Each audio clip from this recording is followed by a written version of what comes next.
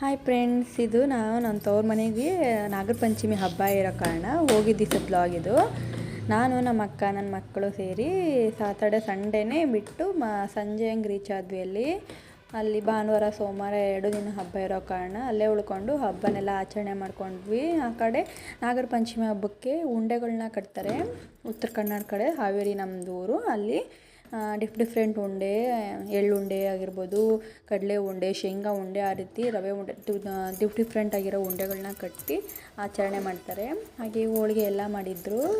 ತುಂಬಾ ಖುಷಿಯಾಯಿತು. ಹಬ್ಬ ಮಾತ್ರ ತುಂಬಾ ಚೆನ್ನಾಗಿ ಆಚರಣೆ ಮಾಡಿದ್ವಿ. ನಮ್ಮ ಮನೆ ಮುಂದ್ಗಡೆನೇ ನಾಗಪ್ಪನ ಕಲ್ಲಿರೋದ್ರಿಂದ ಬಮ್ಮಪ್ಪ ಅಂತ ಅಲ್ಲೇ ಹಾಲೆಲ್ಲ ಎರೆದು ಪೂಜೆ ಎಲ್ಲ ಮುಗಿಸ್ಕೊಂಡ್ವಿ. ನೆಕ್ಸ್ಟ್ ದಿನ ಸೋಮವಾರ ಫುಲ್ಲು ಗ್ರ್ಯಾಂಡಾಗೆಲ್ಲ ರೆಡಿಯಾಗಿ ಎಲ್ಲ ದೇವಸ್ಥಾನಕ್ಕೆ ಓಡಾಡಿ ಪೂಜೆ ಎಲ್ಲ ಮುಗಿಸ್ಕೊಂಡು ನೈವೇದ್ಯ ಎಲ್ಲ ಕೊಟ್ವಿ. ಈ ಫುಲ್ಲು ವೀಡಿಯೋನ ನಾನು ಲಾಂಗ್ ವೀಡಿಯೋದಲ್ಲಿ ಅಪ್ಲೋಡ್ ಮಾಡಿದ್ದೀನಿ. ಟೈಮ್ ಇದ್ದರೆ ಖಂಡಿತ ಚೆಕ್ ಮಾಡಿ.